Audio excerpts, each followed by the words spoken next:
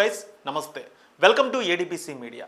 ఏపీలోని విద్యాశాఖ తీసుకువచ్చినటువంటి సంస్కరణలు, సమూలమైనటువంటి మార్పులు చాలా సత్ఫలితాలను ఇస్తున్నాయనే చెప్పుకోవాలి. విద్యాశాఖ మంత్రిగా ఉన్నటువంటి నారా లోకేష్ తీసుకుంటున్నటువంటి చొరవ కూడా ఈ యొక్క మంచి ఫలితాలకు కారణం అంటూ కూడా తెలియజేస్తూ ఉన్నారు.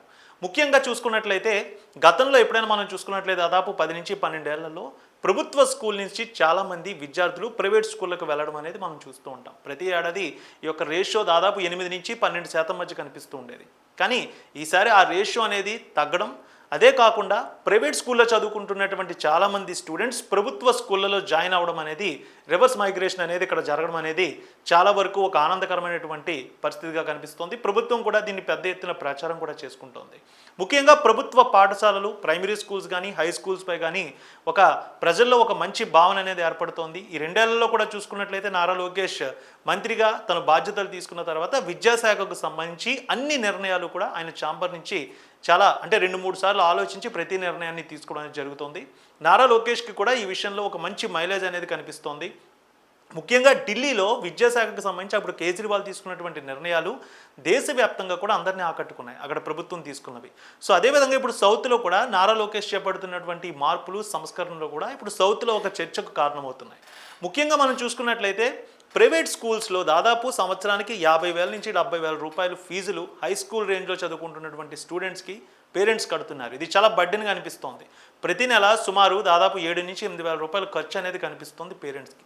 కానీ అదే ఏదైతే ప్రైవేట్ స్కూల్లో ఎలాంటి టీచింగ్ ఫెసిలిటీస్ ఉంటాయో అదే టీచింగ్ ఫెసిలిటీస్ ప్రభుత్వ పాఠశాలల్లో ఏర్పాటు చేస్తే ఎందుకు చేరరు అనేది ఇప్పుడు ప్రభుత్వాలు అయితే సవాల్గా తీసుకుంటున్నాయి. దానివల్ల చాలామంది పేరెంట్స్లో మార్పు కనిపిస్తోంది.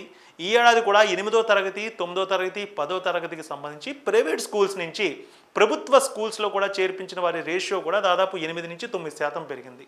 అంటే ప్రజల్లో మార్పు కనిపిస్తోంది. ముఖ్యంగా ఫీజుల భారం పేరెంట్స్కి చాలా పెద్ద ఎత్తున ఒక బర్డెన్గా మారుతోంది. ఆ బర్డెన్ కూడా ఇప్పుడు తగ్గుతుందని చెప్పాలి. ఎందుకంటే ప్రభుత్వ పాఠశాలలపై పూర్తి ఫోకస్ పెడుతోంది ప్రభుత్వం.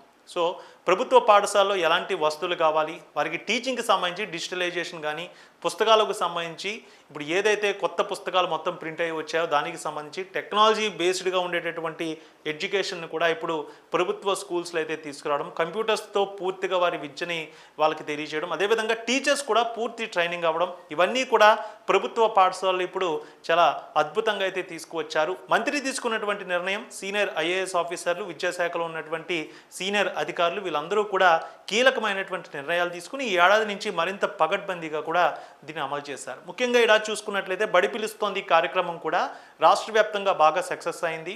ప్రభుత్వ పాఠశాలల్లో ముఖ్యంగా ప్రజల్లో మార్పు అయితే కనిపించింది. ఎందుకంటే ప్రభుత్వ పాఠశాలలో చేర్పించాలనే ఆలోచన ఈ బడి పిలుస్తోంది కార్యక్రమం ద్వారా వెళ్ళింది.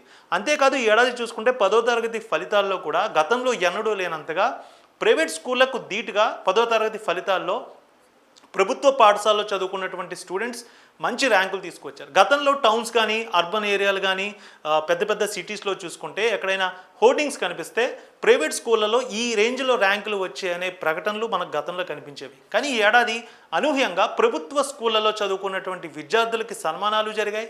ఆ యొక్క ప్రాంతంలో పేపర్లో వారి ఫోటోలు పడడం జరిగింది. ప్రభుత్వ స్కూల్లో చదువుకుంటున్నటువంటి స్టూడెంట్స్ ఎవరైతే 10th క్లాస్లో హై మార్క్స్ తెచ్చుకున్నారో వాళ్ళ ఫోటోలు, బ్యానర్లు, వాళ్ళ ఫ్లెక్స్లు కూడా ఆ ఊళ్ళో పెద్ద ఎత్తున కూడా వాటిని కూడా ప్రచురించడం, వాటిని కూడా పెట్టడం జరిగింది. సో మనం ఎంత మార్పు అనేది కనిపిస్తుందో మనకి జరుగుతున్నటువంటి పరిస్థితి బట్టి కూడా మనం అర్థం చేసుకోవచ్చు. సో ప్రభుత్వాల్లో మార్పు వచ్చింది. ప్రభుత్వాలు కూడా నిధులు భారీగా కేటాయిస్తూ ఉన్నాయి. పిల్లల విద్య మీద ఎక్కువగా కాన్సన్ట్రేషన్ చేస్తూ ఉన్నాయి. డిఎస్సి నియామకాలు పూర్తి చేసి వారందరినీ కూడా ఆయా పాఠశాలల్లో కూడా వారు భర్తీ చేయడం, టీచర్స్ కొరత కూడా తగ్గడంతో మంచి ఫలితాలు కూడా వచ్చే రోజుల్లో ఇంకా రానున్నాయనేది కూడా స్పష్టమవుతోంది. అయితే ముఖ్యంగా చూసుకున్నట్లయితే పాఠశాలల్లో స్టూడెంట్స్ పేరెంట్స్ ఎవరైతే ఉంటారో వారికి సంబంధించి అక్కడ అన్నీ కూడా ఏదైతే నిర్ణయాలు తీసుకోవాలన్నా, అదేవిధంగా పేరెంట్స్ మీటింగ్ ఏర్పాటు చేయడం, వారికే బాధ్యతలు అప్పగించి, అంటే స్కూల్లో ఎలాంటి వస్తువులు కావాలి, మౌలిక సదుపాయాలు కావాలి, పిల్లలకి ఎలాంటి కొత్త రకమైనటువంటి వస్తువులు ఏం కావాలి, ఇవన్నీ కూడా టీచర్స్ పేరెంట్స్ కలిసి మీటింగ్ ఏర్పాటు చేసుకొని బాధ్యత అంతా కూడా పేరెంట్స్కి అప్పచెప్పడం వల్ల ఖచ్చితంగా ఆ పాఠశాల అభివృద్ధికి కూడా పేరెంట్స్ అయితే దోహదపడుతూ ఉన్నారు. టీచర్స్ 50% వాటిలో పాలు పంచుకుంటే 50% ఆ స్టూడెంట్స్ పేరెంట్స్ కూడా పాలు పంచుకోవడం వల్ల అభివృద్ధికి అదేవిధంగా ఆ స్కూల్ డెవలప్మెంట్కి కూడా ఎంతో కొంత వారి నుంచి కూడా సహాయం అయితే అందుతోంది. ఇవన్నీ కూడా ముఖ్యంగా నారా లోకేష్ తీసుకున్నటువంటి నిర్ణయాల వల్ల స్థానిక అధికారులు కానీ విద్యాశాఖకు సంబంధించిన రాష్ట్ర స్థాయిలో ఉన్నటువంటి అధికారులు కానీ తీసుకున్నటువంటి నిర్ణయాల వల్ల ఈ డెవలప్మెంట్ అయితే కనిపిస్తోంది.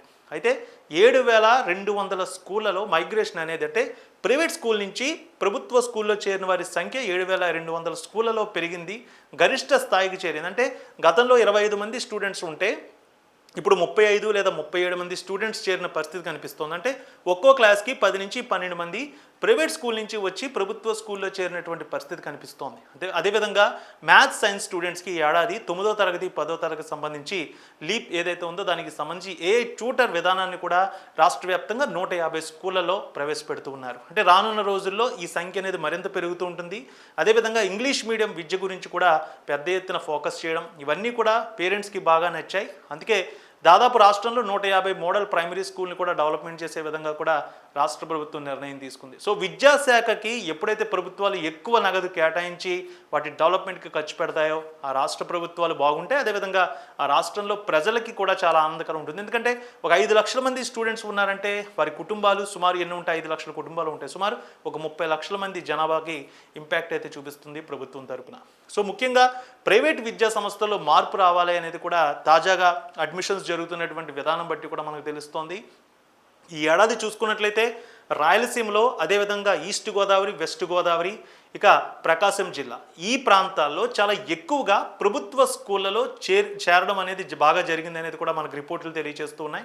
రాయలసీమ ప్రాంతంలో కూడా ప్రైవేట్ స్కూల్స్ నుంచి ప్రభుత్వ స్కూల్లో చేరిన వారి సంఖ్య ఈ ఏడాది మరింత పెరిగింది అనేది కూడా స్థానికంగా రిపోర్ట్స్ ప్రకారం మనకు తెలుస్తోంది. సో ఇది ఒక మంచి పరిణామం అని చెప్పాలి. నారా లోకేష్కి దీనికి సంబంధించి మంచి మార్కులు పడ్డాయి ఈ విషయంలో అంటూ ఉన్నారు కూటమి నాయకులు కూడా.